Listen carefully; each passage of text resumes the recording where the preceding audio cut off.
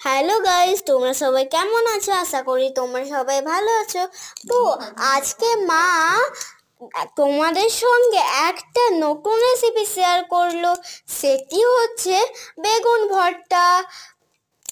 তো তোমরা তোমরা দেখো আর বানিয়েও দেখো। যদি খেয়ে ভালো লাগে তাহলে একটা লাইক সাবস্ক্রাইব করে দিও। আর এই বেগুন ভর্তাকে কিন্তু অনেক সিম্পল ভাবে মা বানিয়েছে, তাই ভাবলাম তোমাদের সঙ্গে শেয়ার করি। আর আমার সব সময় তোমরা পাশে থেকো। বাই বন্ধুরা, আবার দেখা হচ্ছে একটা নতুন ভিডিওতে। Thanks for watching.